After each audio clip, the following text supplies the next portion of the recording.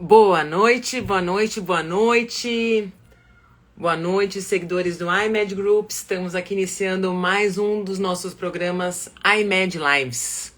Hoje nós vamos falar sobre erro médico e qualidade no atendimento do prontuário médico. Esse documento que é tão importante e a gente aprende a preencher durante a nossa graduação, e existem aspectos que são primordiais para o bom atendimento e para que legalmente nós estejamos corretos, que muitas vezes a gente esquece. Então, eu trouxe aqui para debater dois experts. Um expert em direito médico e uma expert em qualidade e segurança para a gente falar justamente sobre a qualidade e o erro médico durante o preenchimento do prontuário. Vamos ver se eles já estão a postos.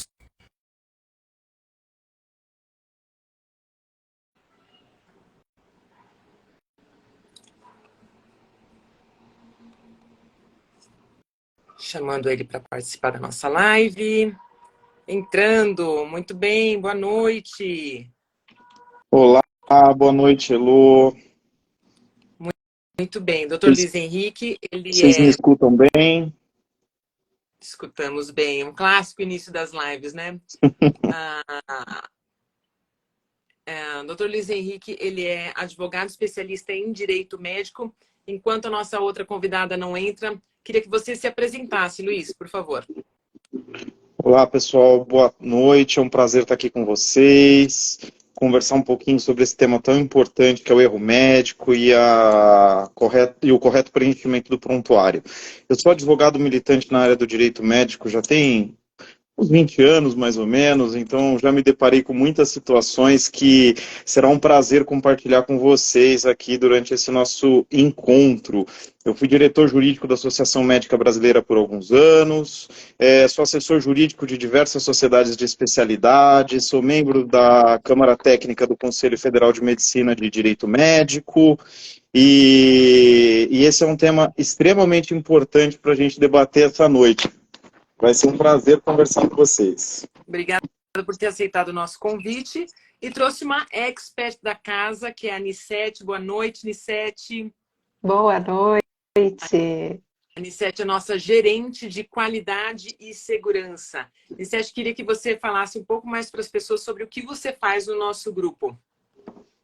Ah, legal. Bom, antes de falar, só quero também agradecer a oportunidade de vir falar um pouquinho para vocês de um assunto que eu gosto demais e está dividindo esse espaço aqui com o doutor, que vai acrescentar ainda muito mais nessa discussão, tenho certeza. Bom, eu sou Nissete Prado, atualmente estou como gerente de qualidade do iMed Group. Hoje o nosso trabalho ele vai ser citado aqui muitas coisas que a gente faz aí no nosso dia a dia a respeito de garantia do registro seguro no prontuário médico do paciente.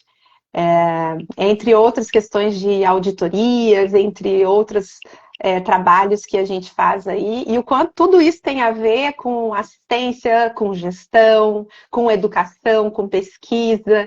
Então, vai ser um tema com um amplo espaço para discussão aqui hoje. Mais uma vez, obrigada. Muito bem. Um prazer estar aqui. Nissete, eu queria começar perguntando para você quais são os principais objetivos do preenchimento do prontuário médico no ambiente crítico, que é o ambiente que a maior parte dos nossos serviços atua. Qual é o objetivo do preenchimento do prontuário? A gente tem alguns aspectos aí, né? Mas entre eles eu vou falar um pouquinho do assistencial, né? Um dos objetivos do assistencial é a gente ter a garantia da continuidade do cuidado, né? A questão de uma comunicação efetiva e assertiva, né? De toda a equipe multiprofissional. É um lugar que, às vezes, no hospital você não tem espaço, às vezes, para se comunicar presencial. Então, ali, o prontuário, ele tem essa função, né? De fazer essa comunicação ser efetiva, clara, concisa. A questão de gerenciamento de plano terapêutico, né, para garantir que esse paciente esteja tendo acesso a todo o tratamento que ele precisa, aos recursos que ele precisa, né? Enfim, do aspecto assistencial. A gente tem o aspecto do objetivo da educação e pesquisa, né? Que todas essas informações, elas geram dados para que se crie aí as evidências científicas, para que se crie estudos e que explore cada vez mais os tratamentos, a efetividade deles e o que pode ser melhorado. Tem o aspecto legal, aí eu vou deixar depois para o doutor comentar um pouco sobre isso, né? A responsabilidade legal, a questão ética, bioética, enfim, né? E a questão de gestão, né? Que o prontuário ele tem um objetivo claro nessa questão, não só do registro do que está sendo feito com o paciente, mas, por exemplo, se você é um gestor de hospital e você está aí pensando em planejamento estratégico, né? Para onde eu vou? Epidemiologia. Onde tem epidemiologia? Registro em prontuário. O que eu preciso adquirir de recurso? Né? Então, você vai procurar evidência científica, registro em prontuário, para entender o perfil da população que você quer atender ou que você atende e fazer aí as melhorias que são necessárias. Então, ele tem um objetivo dentro de todos, vários objetivos dentro de todos esses aspectos aí. E no preenchimento do prontuário, Nicete, quais são as informações essenciais que devem constar, principalmente quando a gente pretende garantir a continuidade do tratamento e a segurança do paciente?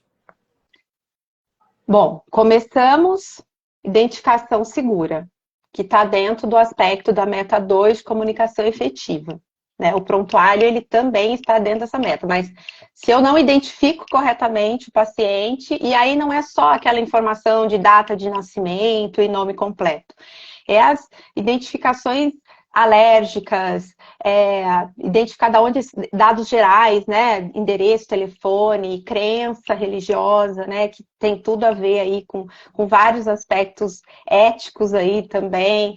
A gente está falando de desde uma admissão bem feita, uma anamnese, um exame físico, e aí isso é multiprofissional, né?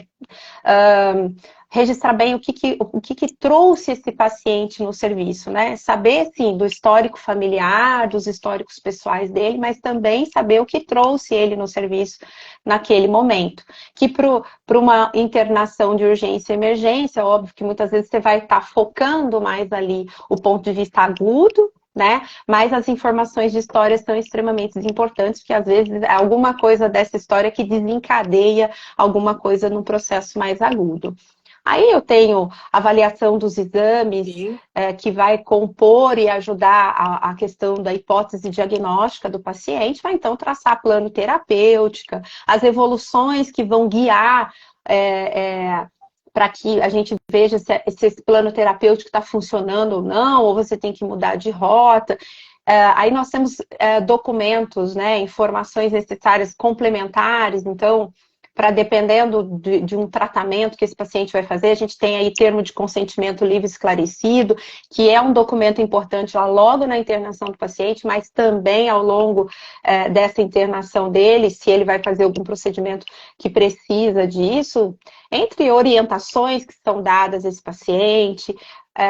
Agora, se pensar informação dentro dessa estrutura toda de um prontuário, é óbvio, né? Aquela informação clara e concisa, né? Não sendo redundante nas informações para que esse prontuário também não fique confuso, mas do ponto de vista que qualquer profissional que leia tenha condições de entender, né? E que um juiz também, que eventualmente, se for necessário, ele tenha condições também de entender o que está sendo feito. E um ponto importante disso, que às vezes a gente se esquece aí, enquanto profissional, é a garantia de não ficar usando coisas que às vezes é só na cabeça da gente, né? Ou só na cabeça daquele profissional que ele entende, que é siglas, por exemplo, né? Mas aí, ao longo da conversa, a gente vai citando mais coisas. E o importante que você comentou, Nicete, que apesar do nome ser prontuário médico, ele é um instrumento de comunicação essencial a toda a equipe multi, para o registro, para a segurança e para garantir a assistência de toda a equipe que faz parte do cuidado do paciente. E agora eu já vou começar a entrar nas questões espinhosas, né? Opa. Que é porque a gente está aqui. Então, eu queria saber de vocês dois quais são os principais erros que vocês observam que a equipe que atende o paciente, uma equipe de saúde, comete ao preencher um prontuário. E aí eu vou querer a resposta da Anissete do ponto de vista de quais os erros em relação à qualidade e segurança e do Dr. Cris, os erros em relação à conduta, o erro. Vamos lá. Desculpa, Anissete, você primeiro, Não, por favor. quer falar? Pode falar, doutor. Começa você que eu já entro numa visão complementar, por favor. Tá, Estão decidindo, só queria falar para a nossa audiência que vocês podem enviar perguntas que nós vamos direcionar aqui ao longo da conversa. isso aí. Bom, erros comuns, né? Quando eu deixo de registrar informações a respeito da história desse paciente, eu posso estar, de alguma forma, levando a questão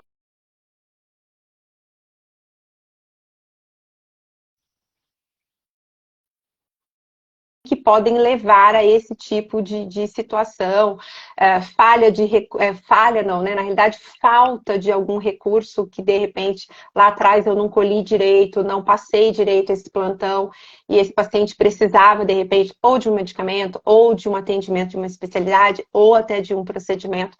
E esse registro, uma vez não feito adequadamente, não tendo uma passagem de plantão adequada, pode levar também a esse tipo de erro, né?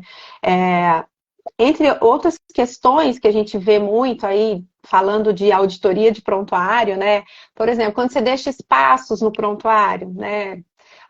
A gente sempre, nas auditorias clínicas, a gente sempre fica muito atrás de aquele espaço que ele está sempre vazio, ele é necessário? Aquela pergunta que nunca ninguém responde, sempre é necessário? Então, por isso que várias vezes a gente faz auditorias e levanta questionamentos acerca de prontuário eletrônico, para a gente ver se a gente realmente está garantindo a continuidade do cuidado com informações que realmente são necessárias e às vezes não colocando muita coisa que vai às vezes dificultar o profissional de preencher aquele prontuário e aquilo ali naquele momento não está servindo para nada, né?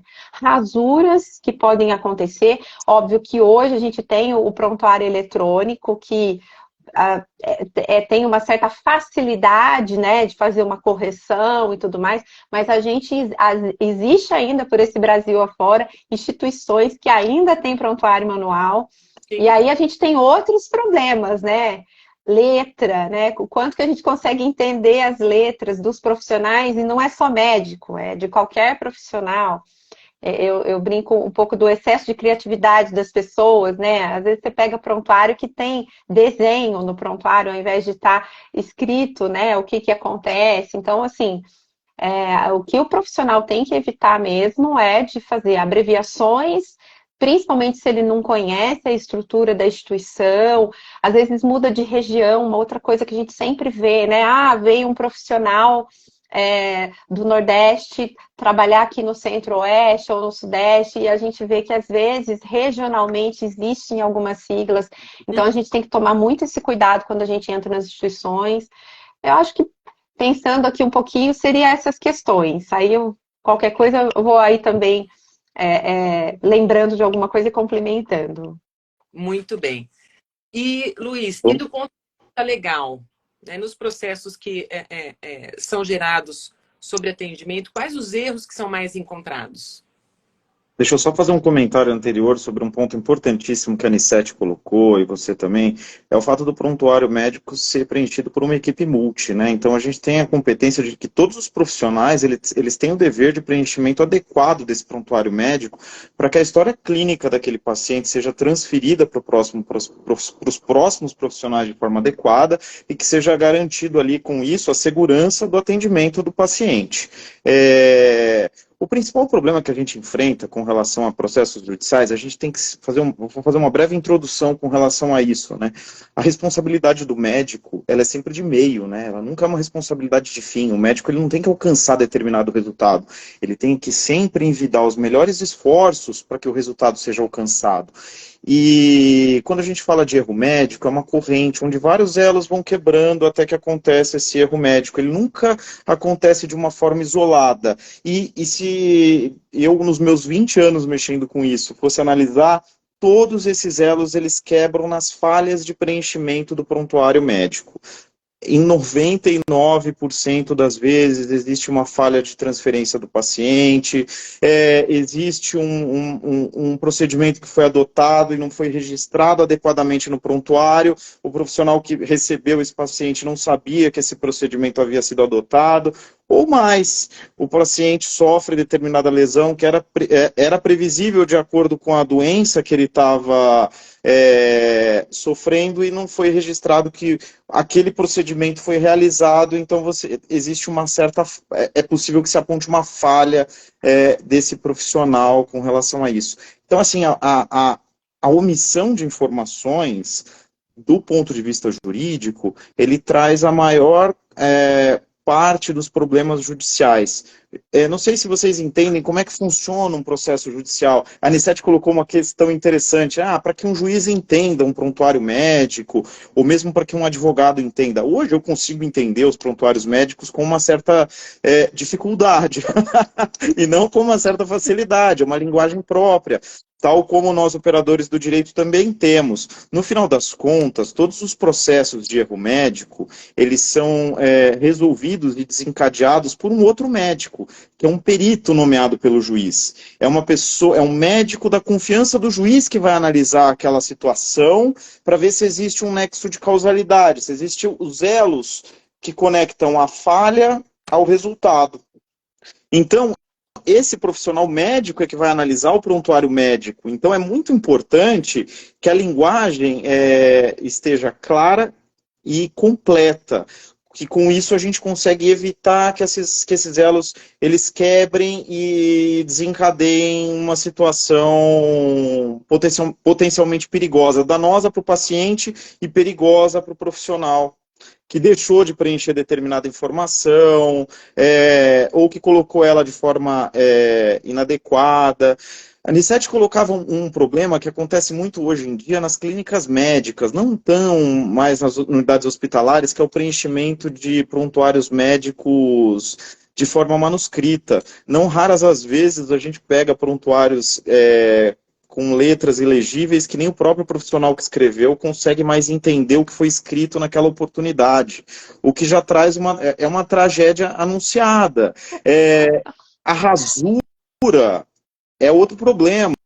É tão simples resolver isso, nunca rasurem um prontuário médico. É vírgula, digo, vírgula e escreve o que deveria ser dito. Por quê? A rasura ela pode ser interpretada como uma tentativa futura de se ocultar determinada informação que estava ali. Enquanto que um vírgula digo já resolveria esse problema de uma forma muito simplista. Quando a gente encontra essas informações, o problema já aconteceu, a demanda judicial já está instalada, e o primeiro elemento que a gente vai precisar é sempre o prontuário médico, porque às vezes a perícia ela não resolve mais, né? A perícia médica ela resolve em determinadas situações, mas quando o paciente já foi a óbito, só resta o prontuário médico, e se a informação que deveria estar ali não está mais, os elos de condenação vão se fechando. Tá. Entendi. A pergunta não era para mim, mas eu também vou responder essa pergunta. O erro mais frequente que eu encontro, e aí vocês comentem, porque tem dois aspectos isso que eu vou falar. Meu querido diário. O que é isso? Pessoas usarem o prontuário médico para colocar informações que não são as informações relativas ao cuidado do paciente. Por exemplo, eu me lembro, isso tem muitos anos, que eu fui pegar um prontuário e a médica escreveu assim: este é o 19º paciente que eu estou evoluindo hoje. Né?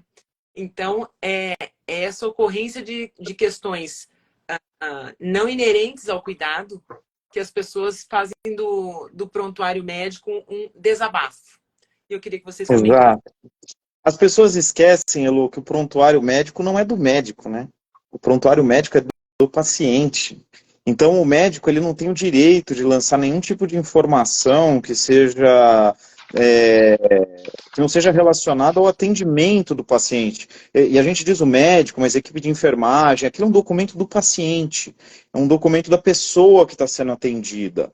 Então, esse tipo de desabafo, na verdade, só corrobora para demonstrar que determinada prática não está sendo adotada naquela instituição, e não está sendo adotada por aquele profissional que se sujeitou àquela fadiga de trabalho quando não deveria estar se sujeitando. Isso vai ser alguma excludente para ele? Não vai, não vai. Eu me recordo de situações onde os médicos diziam, olha, mas eu não tinha esses equipamentos, eu não tinha isso, eu lancei isso no prontuário. Eu falei, então por que você assumiu o plantão? Situações críticas nesse sentido. Então, esse tipo de informação, o prontuário é do paciente. Nenhum tipo de informação que não seja atrelada ao atendimento do paciente pode ser lançada nesse documento. Desculpa, Anissete, falei antes de você, me perdoa, viu? Não, tranquilo, me empolguei tranquilo, aqui, não, me e foi perdoa, não fui ótimo. gentil o suficiente. Tranquilo. Você sabe que você estava falando aqui, eu estava assimilando, porque com muita frequência a gente aplica uma ferramenta para análises de prontuários e eventos adversos, óbitos, que chama o Protocolo de Londres. E ele traz uma estrutura entre todas as informações, né? Então você faz uma cronologia da história toda, como ela aconteceu, aí você vai conversar com as pessoas envolvidas, para então você compor ali o que pode ter levantado, pode ter tido de falha na prestação do cuidado, e aí você traça uma análise que chama de fatores contribuintes, né? E aí tem, né, o que é do paciente, o que é instituição, né? Então, procedimentos, protocolos, né? Coisas, diretrizes institucionais. Aí tem o indivíduo, né? E eu acho que entra nessa questão da Elo, né? Do desabafo, né? A questão ambiente, né? Que teoricamente essa questão ambiente, ela não deveria estar registrada no prontuário, né? Então, faltou 5 pessoas hoje, eu tive que assumir 10 pacientes, né? Então, assim, não, né? Não é ali. E entre outros questionamentos em relação à transferência de cuidado, equipe, plantão, enfim, né? Então, é bem crítico quando você vê um registro que não está colocando o que deveria ou deixou de ser assistência em relação ao paciente escrito no prontuário, né? E aí você observa essa, às vezes, desestrutura das pessoas em querer colocar ali uma forma de desabafo mesmo em relação ao que está acontecendo no contexto, né? Infelizmente, a gente tem isso, sim, e não é infrequente. Então, Eu acho que o doutor que avalia bastante os prontuários deve ver bastante isso, né? E a pessoa coloca o desabafo na expectativa que aquilo vá defender as suas atitudes, quando, muito pelo contrário. A gente tem uma contribuição aqui de Prof. Benedito Macedo, que eu queria que o Luiz respondesse, que já vou emendar na minha próxima pergunta. Nesse caso, falta de condições de trabalho, temos a defesa de inexigibilidade de conduta diversa. E aí eu queria que você emendasse comentando quais aspectos do direito médico os profissionais de saúde precisam tomar em relação ao preenchimento do prontuário. Desculpa, cortou a pergunta. Tá. A pergunta ou o comentário? O comentário do Benedito eu escutei. Inclusive, Benedito, que bom vê-lo aqui. Então, quais são os principais aspectos do direito médico que os profissionais de saúde precisam relevar quando preenchem o prontuário? Vamos lá. O comentário do Benedito é super pertinente. Essa é uma das principais teses que a gente utiliza nessas circunstâncias. É aquela situação, eu não tinha como fazer, eu não tinha outra alternativa a não ser aquilo para salvar a vida do paciente e tudo. Essa é uma tese de defesa que a gente utiliza de uma forma, como uma forma bastante frequente. A questão do direito médico no preenchimento do prontuário? Isso tem uma resolução do CFM que estabelece todos os critérios ali de preenchimento, que é a anamnese. Eu posso até pegar aqui para Deixa eu até ver se eu tenho ela aberta aqui, a gente já dá uma lida. Que trata ali de todos os requisitos essenciais que têm que ser preenchidos no prontuário, mas esses requisitos já foram colocados até pela N7 no comecinho.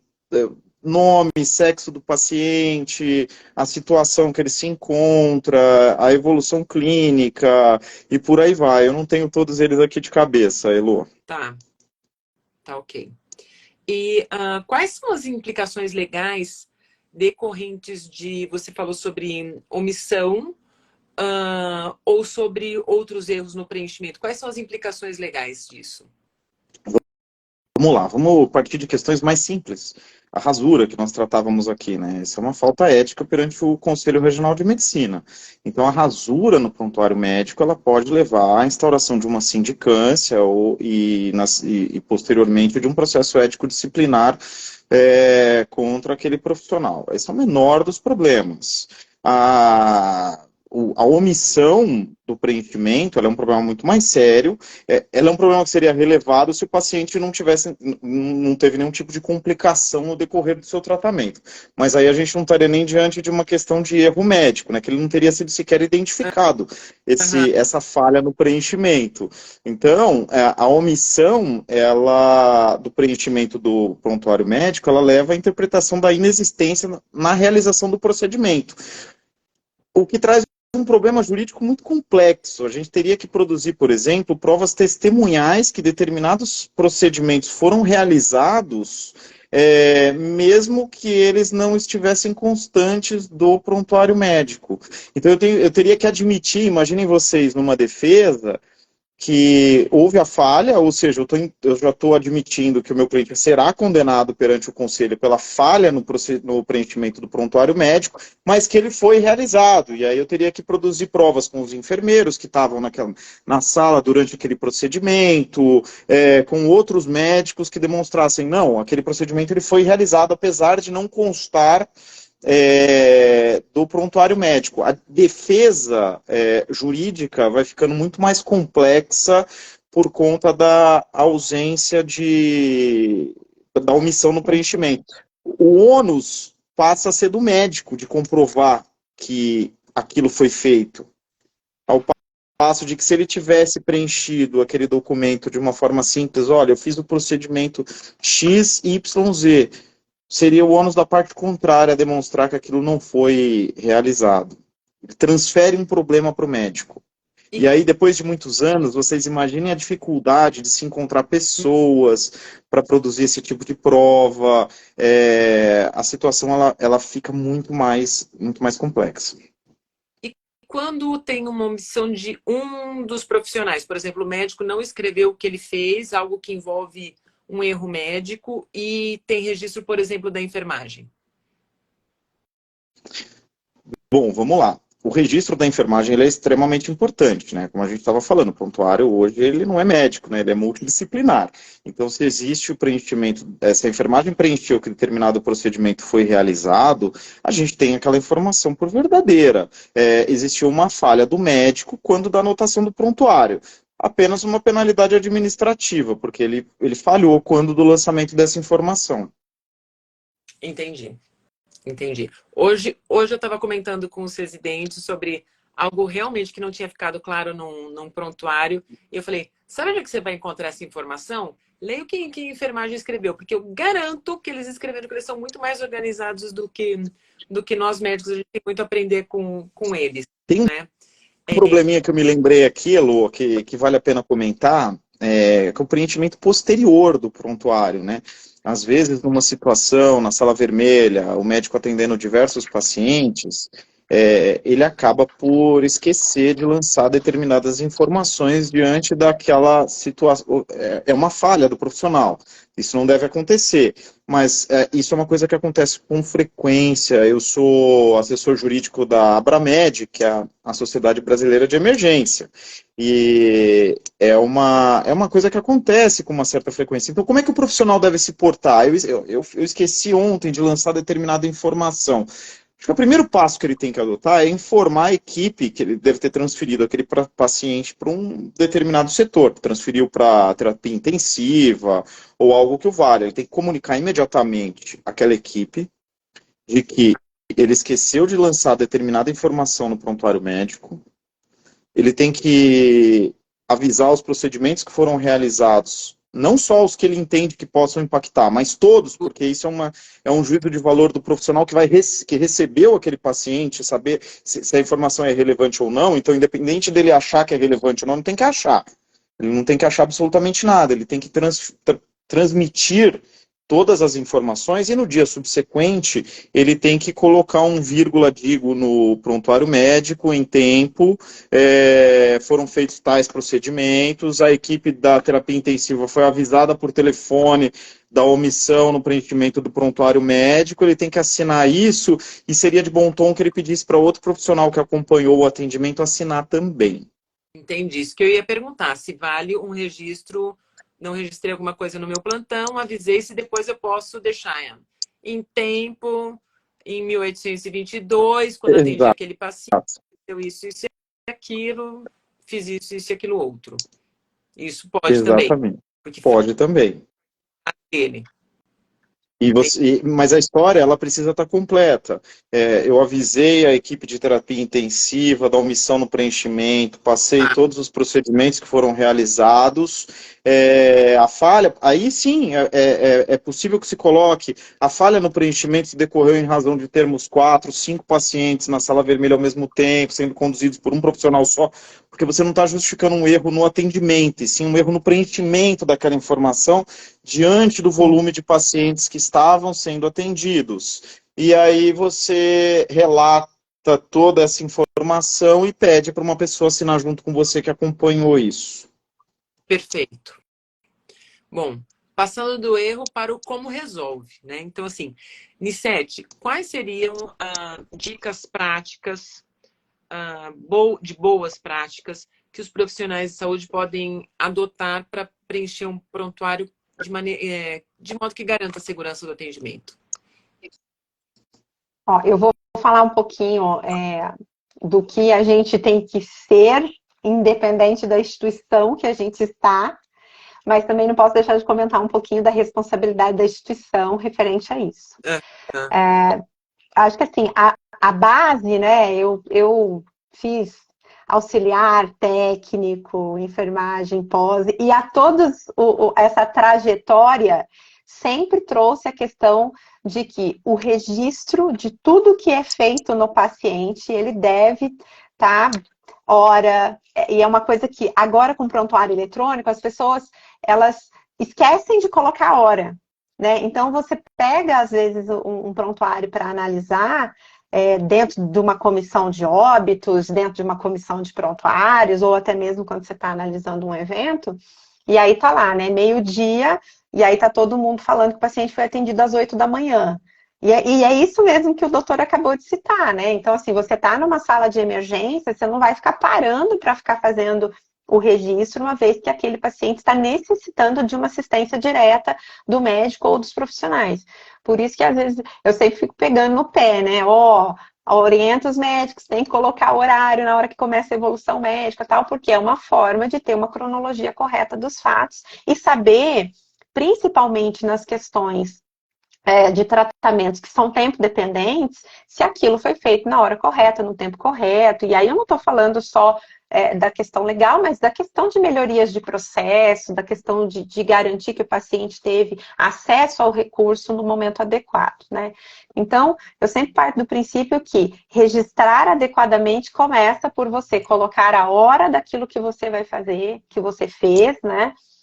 Nem que for um pouco, minutos atrás, às vezes até uma hora atrás, e você garantir ali um registro, óbvio, técnico adequadamente, né, sem colocar informações que não fazem parte do contexto da assistência prestada àquele paciente, a história que vocês mesmos já citaram aqui, né, dos desabafos, e que as informações estejam completas do ponto de vista de não ter rasuras ou mesmo de não ter siglas ou abreviações que não são adequadas ou que não são aprovadas ali dentro daquela instituição, né? Então eu falo assim, se eu não sei qual é o siglário da instituição, se eu não sei como que é feita a política da instituição, escreve tudo manuscrito ali bonitinho, manuscrito, né? Tudo por inteiro, escreve a palavra inteira, o termo inteiro, usando sempre os termos técnicos adequadamente, e não deixe de registrar coisas, porque às vezes você vai perguntar, não, mas eu fiz isso, tá, mas você registrou? Né? Desde detalhes, né? Acesso periférico no membro superior esquerdo, né? Então, a gente tem que estar muito atento a esses detalhes, né? Óbvio, eu não preciso colocar a marca da sonda que eu usei, mas eu preciso colocar, por exemplo, o tamanho que eu usei. É importante saber, né? Então, esse tipo de detalhe, quando a gente fala de ser um registro adequado, a gente está falando desses detalhes que são necessários, e aí não estou falando só do ponto de vista de cobrança, né? Porque a gente tem esse ponto também, né, doutor Luiz, desse ponto de. O prontuário, às vezes, ele está muito mais direcionado por um meio de cobrança de coisas do que, às vezes, um registro que garanta a continuidade da assistência do paciente. Então, a gente tem que saber elencar as duas coisas, porque as duas são importantes, né? Porque também se eu não consigo anotar adequadamente, eu também não consigo gerar algo sustentável, né? Também não pode ter isso, mas a gente tem que saber equilibrar todos esses pontos para que a gente possa garantir assistência segura, possa garantir o registro dessa assistência segura e também esses meios de cobrança. Então, esses são esses pontos importantes nesse sentido. E a questão de passos também, né? Que às vezes, por exemplo, você quer deixar a tua evolução bonitinha e o hospital não tem um padrão. Aí você vai lá, escreve uma frase, aí dá 2 tabs, escreve outra frase, dá mais 2, para ficar tudo separado. Não façam isso, né? As anotações, ela tem que ter uma sequência adequada, também não precisa escrever tudo na mesma linha, mas precisa não evitar os espaços que dê margem aí para ser acrescentado coisas, enfim. E hoje, acho que a gente vai ter um pouco dessa questão também, mas, por exemplo, do ponto de vista da instituição, toda instituição, e hoje, independente de ter algum selo de certificação, o ideal é que ela tenha ali o mínimo de uma norma, um procedimento, ou o que a gente chama, né, de uma política de registro seguro, onde aquilo permeia tudo e formas de como o registro deve ser feito naquela instituição. Aí, dentro dessa política de registro seguro, eu tenho a garantia de padrões de documento. Então, eu não vou ter documentos com informações, por exemplo, um exame físico, uma anamnese, uma admissão de uma unidade de terapia intensiva é diferente. Todos os profissionais que sentarem para admitir um paciente, ou fazer um atendimento de PS, ou fazer um atendimento de especialidade, vai ter a mesma estrutura para ser preenchida. Então, esse é um ponto e é uma responsabilidade da instituição também, a garantia desses documentos padronizados. Treinamento dos profissionais em relação a sistemas. Então, assim, eu vejo esses como alguns pontos importantes. Você sabe que... Tem outro... Desculpa, Elô. Acabei falando em cima de você, perdão. Você sabe que a Anicete colocou uma coisa muito interessante, né? Sobre essa questão das abreviações, linguagens específicas e tudo. Isso acontece normalmente com as pessoas mais jovens, né? Elas adoram resumir as coisas e utilizar termos que são são contemporâneos àquela medida, mas os prontuários médicos eles são guardados por no mínimo 20 anos, né? Se nós utilizarmos termos que não têm guarida científica, como é que isso vai ser interpretado daqui 20 anos? Se for necessário. Ninguém vai entender mais o que... E eu no direito a gente faz isso com uma certa frequência também, abrevia as coisas e tudo. E por vezes a gente pega processos muito antigos que acontece exatamente isso. Foram usadas linguagens que à época elas faziam algum sentido, mas depois de passados muitos anos elas não guardam relação de nada com nada. Então, essa questão, a legislação fala que eles são guardados por 20 anos, os prontuários médicos. Imagine se a linguagem utilizada não tiver fundamento científico, se isso vai ser interpretado, como isso vai ser interpretado mais para frente. Né?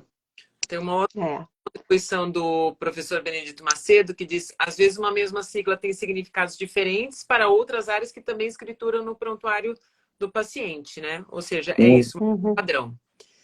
Queria perguntar o agora... famoso OE, ombros direito, orelha direita. Aliás, ombro esquerdo, orelha esquerda, olho. Então, assim, esse é um que esse é um que a gente sempre usa de exemplo nas aulas, né? Quando a gente fala sobre as boas práticas, em geral, todo hospital vai ter a sua comissão de qualidade e segurança que vai atentar, e até mesmo a comissão de prontuário, que também o professor Benedito Macedo citou aqui, você também citou no seu prontuário, ou seja, são estruturas da instituição que auxiliam os médicos nisso, mas a gente não tem um setor jurídico todo dia lá conversando com a gente. Quando tem alguém conversando é porque teve algum problema. Então, Luiz, queria que você dissesse para nós quais seriam boas práticas no preenchimento para evitar alguma implicância legal. O preenchimento da forma mais completa possível e sucinta. É o ideal. Então, aí são quase, e eu até comentei nas caixinhas, Veja, né, que assim, tem o completo, pensa que a gente pega às vezes uma evolução que tem 2 páginas e eu tô louca para saber alguma coisa do que aconteceu com o paciente, tenho que ler isso. Completa e sucinta parecem antagônicos. não, elas não são. O preenchimento completo, eles põem todos os fatos relacionados àquele atendimento, mas sem complementações que seriam dispensáveis. Algo, a gente consegue, o poder de síntese é uma coisa incrível.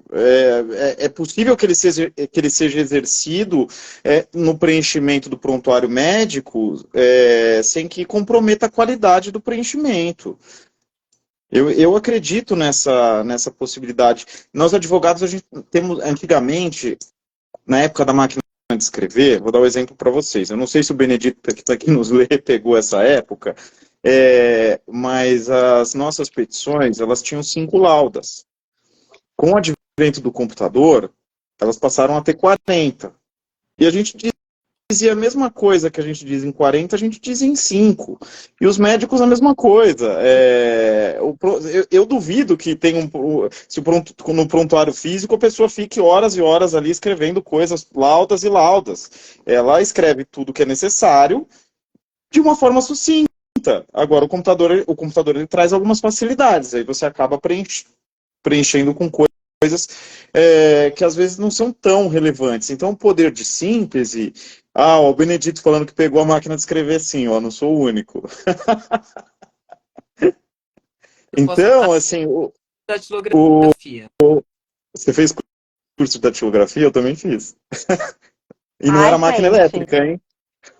Eu também. Eu vou falar só, eu tenho uma coisa, eu acho que essa live tá com gente muito experiente. Para não entregar as nossas idades, tá? Então, por isso que eu não vejo como coisas antagônicas. Na época do preenchimento do prontuário manual, ele era preenchido de forma adequada e não tinham firulas ali dentro, que podem ser incluídas num prontuário eletrônico. Então, assim, poder de síntese tem que estar completo de forma sucinta. Quando muitas vezes escreve um monte, mas é um Ctrl+C, Ctrl+V, né, que não teve muita alteração. E aí, nisso, como o nosso grupo lida principalmente com áreas críticas, Nissete, quais são os principais desafios nessa questão de uma documentação que seja precisa e completa, equilibrando com a agilidade no atendimento? Uau! É bem complicado, né? Porque a gente lida com esses departamentos, né? E aí não é só a UTI, né? Até o PS também. E realmente, assim, você percebe o quanto há uma dificuldade de você conseguir fazer, ser conciso diante disso. Mas eu acho que, assim, a gente tem a tecnologia que nos ajuda, né? E acho que o doutor e você levantou um aspecto interessante a respeito do Ctrl+V, Ctrl+C, né? E, enfim, isso aí, como que a gente luta contra isso? Como que você consegue fazer com que isso não aconteça? Porque isso, bem ou mal, facilita a vida. Só que às vezes a pessoa usa isso para ser rápida, mas ela não faz as alterações que são necessárias, né?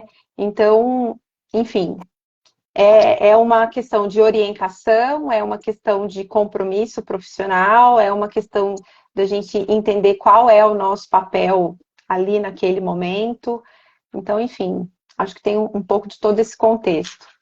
Elô, cortou um pouco a conexão aqui, eu não sei se foi essa pergunta que você fez. Eu peguei só o final, Então, mas se eu respondi, ok. Queria perguntar para os dois, como que, aí partindo aí para um escalão maior, como que as instituições de saúde podem promover a conscientização e melhorias no preenchimento do prontuário médico? De modo, de novo, esses dois pontos, a garantir a qualidade e segurança e que o prontuário esteja adequado legalmente. Eu acho assim, tem que ter vários aspectos, né? Então, assim, a instituição que ela tem, por exemplo, um núcleo de segurança, de qualidade de segurança do paciente, ela consegue ter uma governança clínica atuante, né? Ela consegue ter um apoio, aí eu vou falar um pouco dessa questão médica, mas entendendo que todo esse contexto, quando ele funciona, ele permeia toda a equipe multiprofissional, né? É um trabalho constante. Então, a atuação das comissões, né, de prontuário, comissão de óbitos, do núcleo de segurança do paciente, quando eles atuam ativamente e vão fazendo os reportes, e vão fazendo feedback para as equipes, vão fazendo campanhas, isso tudo vai ajudando com que você vá minimizando que essas coisas aconteçam, que os erros aconteçam ou que a falta de informação aconteça. Mas é uma atuação constante. A gente não pode ter uma iniciativa isolada, né, e depois nunca mais tocar no assunto, porque você vai se deparar com esse erro todos os dias. Então, eu acho que ter essas comissões atuando ativamente, fazendo os reportes, fazendo devolutivas para as áreas, quando tem um evento, um óbito, já fazer a devolutiva para as pessoas que participaram daquela assistência sobre oportunidades que foram identificadas, é uma forma de conseguir minimizar e mitigar que essas coisas aconteçam. Mas é um trabalho constante. Campanha, a gente sempre é uma ação isolada, né? E isso que a gente está falando é dia a dia, é dinamismo, é a questão de como o ambiente está naquele momento que você está ali atuando. Então, você nunca pode deixar de alimentar as pessoas a respeito do que elas precisam melhorar, mas também de que a melhor prática, ela deve ser exercida em qualquer circunstância. E ter um registro adequado é uma melhor prática. Então, independente do contexto que você está, você tem que garantir isso. E como eu citei, a instituição, ela tem um papel importantíssimo nesse sentido. Porque ela, teoricamente, deveria dar as diretrizes dessas boas práticas que devem ser aplicadas ali dentro e fazer o monitoramento e gerenciamento disso. Mas a gente sabe que muitas instituições não têm um núcleo de qualidade e segurança. Instituições que não têm tem ali a comissão, mas ela não atua ativamente em cima disso. Então, isso é um dos principais requisitos, eu acredito, que ajudam a mitigar esse tipo de situação. Perfeito.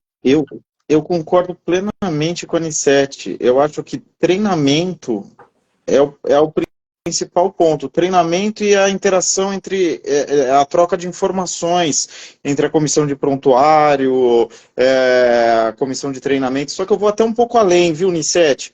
Eu não acho que seria só da instituição hospitalar que aquele profissional está ligado, não só. Eu acho que isso deveria ser uma política regional, porque esses profissionais eles atuam em diversas instituições. Então, quando a gente fala de preenchimento de prontuário, é uma coisa que tem que vir da faculdade, não é da instituição hospitalar. Ele tem que aprender isso no primeiro ano. Sim. mas é... Então, assim, a instituição hospitalar, ela vai delinear os problemas que ela está enfrentando ali naquele momento e vai fazer o treinamento daqueles profissionais, mas isso compete não só, isso compete às associações médicas, às sociedades de especialidade, às faculdades, isso é uma conscientização global. Essas comissões, as comissões de prontuário, elas têm que apresentar elementos, falhas, elementos estatísticos com falhas que estão acontecendo com frequência para que resolva-se problemas ali daquela instituição. Mas o prontuário é uma coisa que vem muito antes disso, né? Eu acho que treinamento é o principal ponto e a conscientização de que a falha no preenchimento do prontuário vai trazer problema para o médico. Eles precisam entender isso. Não, concordo com você em grau, gênero e número. Tanto que todas as vezes né, dessa trajetória toda, o que mais se escutava, né, na enfermagem, acho que até por isso que a enfermagem ela tem um registro melhor, né? É isso, né? O registro é a única coisa que vai garantir a assistência do paciente, mas é que também vai te proteger de Garantir a sua alguma segurança. coisa. Exatamente. E eram exatamente essas palavras que a gente sempre escutou. E isso eu estou te dizendo, desde uma formação de um curso técnico até a graduação e pós-graduação das áreas. Então, é uma questão muito importante. Mas isso deveria permear toda a equipe multiprofissional dentro da sua formação, né? Como um requisito importantíssimo. Que o registro é aquilo que garante que você fez o que deveria ser feito, mas principalmente garante a sua segurança, né? Então, concordo com você, é importantíssimo. Muito bem, tem mais uma contribuição do professor Benedito, vai ser meu próximo convidado da live, hein? Maiores pontos de judicialização contra o hospital é a falta de protocolo de disclosure. Muito bem colocado, né? E a gente está muito falando da comunicação entre profissionais e ele tocou num ponto extremamente importante, que é a comunicação com o paciente ou com o responsável do paciente quando ele não pode conseguir compreender essa comunicação, né? É muito importante. E hoje a gente conta nos dedos os hospitais que têm protocolo de disclosure. É um assunto ainda extremamente delicado e ele está falando aí, ele pode até contribuir com a gente aqui também. É um assunto extremamente delicado. Toda vez que, às vezes, acontece um evento adverso, ou, às vezes, a gente vai conversar com o familiar, dar essa notícia de que o seu ente querido foi a óbito, ele não entende o contexto, porque as informações não foram colocadas para ele, não foi orientado ele de uma forma que ele conseguisse entender, né? Que é outra questão também. Hoje você vê muitos profissionais médicos que eles não têm a sensibilidade de fazer uma comunicação mais adequada e às vezes mais leiga, né? Para um acompanhante, não tem às vezes a sensibilidade de entender que às vezes é uma mãe idosa ou às vezes a pessoa não tem uma certa orientação de compreensão, né? Então, e aí a gente tem algumas táticas, né, para conseguir minimizar isso, né, de ter uma referência de um acompanhante só, onde esse acompanhante seja o principal para receber todas as informações, mas nem sempre isso é possível, né? Então, tem todo esse contexto também, mas muito bem colocado por ele. E indo nessa linha do paciente que foi a óbito, vou fazer uma provocação. Partindo da premissa de que o prontuário é do paciente, ele foi a óbito, quem poderia requisitar esse prontuário posteriormente? Uma boa pergunta, hein? E aí, doutor? E aí eu vou explicar uma pergunta. Você sabe que essa indagação ela tem anos e anos de discussão, né? Antigamente a gente entendia que isso não era possível nem para... Oi? Elô, não escutei, desculpa. De quem é o prontuário depois que o paciente morreu e aquelas coisas que acontecem no plantão da noite e do final de semana. Chega o familiar, o paciente está entubado, o paciente está em coma, não pode responder por si, chega o familiar e fala assim, eu quero prontuário que eu tenho direito. E eu vou acrescentar mais uma coisa antes do doutor responder. Então, peraí, deixa eu anotar Quando... aqui, vocês estão colocando muitas coisas. Não, é dentro desse assunto aqui. mesmo. Ó, é dentro desse assunto mesmo, mais polêmico. Quando chega alguém dizendo que é profissional da saúde e que quer ver o prontuário. Boa. Boa. Então, quando o paciente morrer, a família pedindo fora do horário onde a gente tem uma coordenação, uma cadeia de ajuda próxima, o paciente não pode responder por si, e alguém que falou que é profissional da saúde quer ver o prontuário. Então, vamos lá, começando. O paciente morreu. Essa discussão, ela parece muito simples, e a resposta que eu vou dar parece óbvia, mas existem décadas de discussão a respeito disso. Por quê? Existem informações no prontuário médico que talvez o paciente não quisesse que a família soubesse após a sua morte. Isso acontece com pacientes soropositivos e coisas do tipo. Então, que às vezes a família não sabia dessa informação e coisas do tipo. Hoje a gente tem mais ou menos delineado que a cadeia de ascendentes e descendentes, cônjuge, após a morte, ela pode requisitar o prontuário do paciente com uma ressalva, se o paciente, antes da morte, não pediu para que o médico apontasse essa informação no prontuário médico. Então, se o paciente, antes da morte, pedir para o médico lançar a informação de que ele não quer que os familiares tenham acesso a isso, e é um dever do médico fazer isso, se ele pedir, eles têm direito. E é um outro ponto importante, o médico tem o dever também de lançar essa informação a pedido do paciente. Profissionais da saúde chegando no plantão e pedindo acesso ao prontuário médico, eles não têm direito nenhum de ter essa informação, eles não têm direito nenhum de interferir na conduta médica, hospitalar. Eu sou médico, primo de 4º grau, eu sou pai, eu sou mãe, eu sou irmão. Vai sentar e vai esperar exatamente do jeito que todos os outros familiares estão esperando. É óbvio que existe uma troca de cordialidade entre os profissionais da saúde, principalmente pelo fato de entenderem tecnicamente o que está sendo feito, o que está... Então, assim, a informação que seria prestada para qualquer familiar vai ser prestada para aquele profissional da saúde. Agora, acesso ao prontuário médico, em hipótese nenhuma, isso é quebra de sigilo. Simples assim, está sujeito a sanções disciplinares previstas no Código de Ética Médica. Na enfermagem também, e por aí segue. Eu esqueci a outra, Elô, me perdoa. Familiar de paciente que está em coma, que não pode responder por si, que pede para ver o prontuário no meio da noite. Aí nós temos duas situações. A primeira delas, obviamente, se forem crianças ou incapazes. Tá. Então, por exemplo, o pai ele tem direito de ver o prontuário médico do filho, tal como se fosse o paciente. Agora, se ele for maior e capaz, não tem direito de analisar esse prontuário médico também. E aí, para fazer isso, tem que ser via os procedimentos do hospital, né? Que a gente sabe que vários hospitais têm essa... Exato. Porque assim, veja, quando a gente trata de crianças ou pessoas incapazes, interditadas legalmente, aquela pessoa, ela é o representante legal. Ela está naquela função, então ela tem acesso a essas informações. Quando a pessoa está em coma, a outra não está interditada a ponto de que as informações dela sejam passadas para quem quer que seja. Depois ela vai sair do coma e vai questionar assim, mas quem que passou as minhas informações para aquela pessoa que se dizia meu pai, que se dizia meu tio, e por que vocês acharam que tinham o direito de passar essas informações para ele? E coisa que o valha. Isso me recorda uma situação que acontece com uma certa frequência, principalmente em cidades do interior, viu? Eu sou do interior, Benedito também. Então, o que acontece normalmente? A polícia chega no meio da madrugada pedindo acesso ao prontuário médico.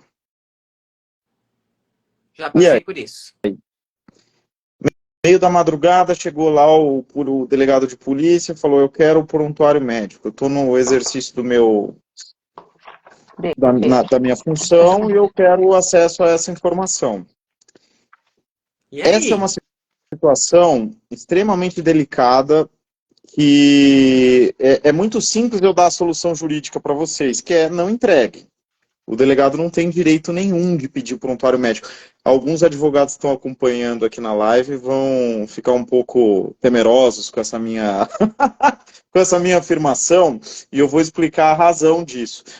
O que acontece? O Código de Processo Penal, ele traz lá, acho que, se eu não me engano, no artigo 6º, 7º, sei lá, não me recordo o número dele, que na iminência de um crime, a polícia ela tem o direito de buscar todas as informações que se fizerem necessárias para a elucidação daquele delito. Só que a gente entende que as informações, que essas provas que a polícia tem que buscar no momento do crime são as provas perecíveis, aquelas que vão acabar se elas não forem capturadas naquele momento. O que não é o caso do prontuário médico. O prontuário médico, se não entregar hoje, entrega amanhã, se não entregar amanhã, entrega mês que vem. Ele está ali. Ele está preservado, ele está dentro de um sistema, ele está dentro de uma pasta, não tem risco desse prontuário sumir. Então, hoje, o entendimento mais adequado é de que a polícia não tem direito, mesmo na ocorrência de um crime, de solicitar para os médicos daquela equipe acesso ao prontuário. Isso é uma coisa que tem que ser feita via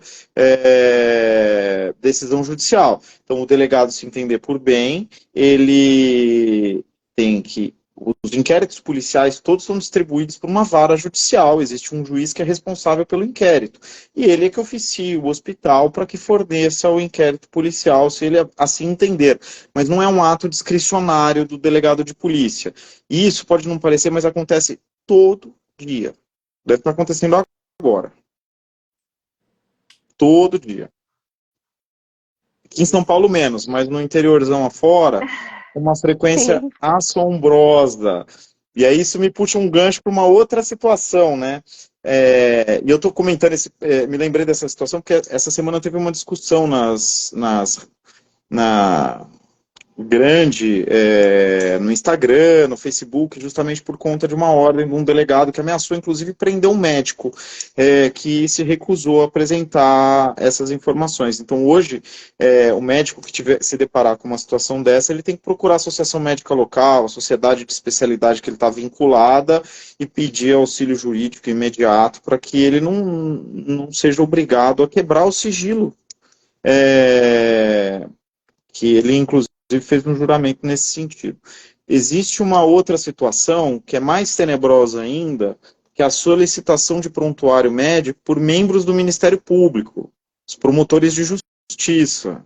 Eles acham também que eles podem pedir os prontuários médicos como se juízes fossem. É uma situação pior ainda, porque o delegado de polícia, em tese, ele ainda é imparcial. O promotor de justiça, não, ele é parte, ele é o membro que faz acusação. Então, em hipótese menos provável ainda, é o fornecimento de prontuário para membro do Ministério Público. Prontuário médico só se apresenta com ordem judicial, ou para o paciente, ou para cônjuge, ascendente e descendente em caso de óbito. Fim, simples assim. Olha, muito preciosas essas orientações, esses comentários. Gente, nós estamos nos encaminhando para o final dessa live. Eu nunca consigo fazer uma live com a Anissete que dure 1 hora ou menos, não é? Mas, para finalizar, eu vou colocar uma questão bárbara que a Natália Bárbara colocou. Como agir sobre o acesso ao prontuário por parte de funcionários e colaboradores que não estão envolvidos no cuidado do paciente? Os curiosos dos casos notórios ou dos casos de outros funcionários. De casos notórios, isso já deu pano para manga, hein? Alguns... Sim, sim. Tivemos o caso clássico, que foi da esposa do presidente Lula, que outros médicos que não estavam sequer relacionados ao cuidado dela começaram a postar informações constantes do prontuário médico dela e ainda com comentários jocosos. Essas pessoas elas estão cometendo ilícitos criminais de A até Z e administrativos do ponto de vista ético também, né? Então, As pessoas têm que entender que todo prontuário eletrônico, ele guarda os logs de acesso, né? Então, quando a pessoa acessa um prontuário que ela não está, de um caso que ela não está cuidando, de um caso que ela não está ligado a ele, ela sabe que o usuário e a senha estão marcados ali, que acessaram aquele prontuário em determinado momento. Então, elas se daquela conduta dela resultar algum problema, ela fatalmente será punida do ponto de vista administrativo, que são as vias éticas, civil e criminal. E aí, complementando um pouco o que o doutor está falando, a respeito dessa questão que a Natália colocou, isso é comum demais. Mas o que tem acontecido em algumas instituições, principalmente depois da LGPD, enfim, né, os hospitais tendo que se adequar cada vez mais, o profissional que está dentro da instituição, ele também se enquadra nas questões de privacidade e confidencialidade. E nos termos de confidencialidade, quando as pessoas entram nas instituições, há lá um requisito onde está citando especificamente esse ponto, que o paciente onde ele não está envolvido na assistência, ele está proibido de ter acesso a esse prontuário ou pegar para consultar qualquer outro tipo de coisa, a não ser que ele esteja envolvido em assistência ou em alguma atividade que englobe ter acesso a esse paciente. Por exemplo, a comissão de prontuários. Eu vou ter acesso a um prontuário que muitas vezes eu não estava na assistência. Sim. Eu vou estar avaliando depois. Mas ele tem um termo e isso está específico lá, né? E quando se detecta algum ruído em relação a comunicar ou compartilhar alguma informação do caso, ela sofre uma punição interna, né? Uma advertência interna, é passível disso até pela questão da legislação, do conselho e agora e também dessas outras implicações legais, né? Agora, então, hoje, posso jogar uma provocaçãozinha? E o fornecimento de senha para residentes internos, estudantes? Antigamente o médico ele pegava o carimbo dele, entregava para a secretária, e falava, não, passa a receita para o paciente. Agora a gente tem o fornecimento de senhas. Exato. Teve um caso que ficou muito famoso de uma estudante de medicina que publicou o óbito da paciente antes da própria família saber. Não sei se vocês se recordam desse caso. Saiu em diversos jornais e tudo. E fazendo uma análise técnica, jurídica do médico que fornece a senha e acontece um crime, ele é partícipe do crime, né? Então, o fornecimento de senha para acesso a prontuário, lançamento de informações, é absolutamente temerário. As instituições cada vez mais têm tentado restringir esse tipo de coisa. Acontece, não vou dizer que não, né? Existe o que é ideal e o que acontece aqui no dia a dia, né? Mas, principalmente após a LGPD, eles têm tido muito mais cautela, mais cuidado e mais gerenciamento sobre isso, né? E a gente precisa estar comprometido com isso. A IMED, a gente tem uma responsabilidade muito grande, né? Principalmente quando os nossos profissionais são cadastrados nas instituições, da gente pedir essas senhas de acesso dentro do CRM do médico ou do profissional que estiver lá trabalhando, enfim. Mas isso é um cuidado importantíssimo e que tem uma implicação, inclusive, em terceiros, né? Porque quantas vezes a gente vê, alguém convidou uma TO, uma estomoterapeuta, um fisioterapeuta para ter a instituição e às vezes até evoluir, né, na senha do profissional que está lá. Então, os hospitais têm atentado mais para isso. Exato. Nisso eu vejo muita mudança com o LGPD. Gente, já estouramos faz tempo da live. Antigamente caía com 1 hora, né? Agora a gente tem liberdade de seguir um pouquinho mais adiante. Queria agradecer demais a presença e a participação de você. Queria agradecer as pessoas que nos acompanharam até aqui. Quero lembrar que a live fica gravada no Instagram da IMED, então as pessoas podem acessar. Perdeu uma parte ou acha que outra pessoa vai gostar de assistir essa nossa conversa, pode encaminhar para a pessoa, tá ok? Agradeço a todos. A nossa próxima live vai ser no dia 13 de setembro, quando a gente vai falar sobre opioides, aquelas pessoas que vêm no pronto-socorro, como que a gente lida com elas, trazendo uma psiquiatra e um gestor de fluxo que está lidando justamente com esse tipo de questão. Quero agradecer novamente. Bom. Boa noite para vocês. Posso deixar um convite, Elô? O Conselho Federal de Medicina vai realizar o 10º Congresso de Direito Médico em Brasília, dia 29 de novembro. E será uma honra ter todos vocês lá conosco. Ah, maravilha. Opa. Muito obrigada. Anotado. Muito Obrigada, até mais. Foi um prazer. tchauzinho. Tchau, tchau. Até.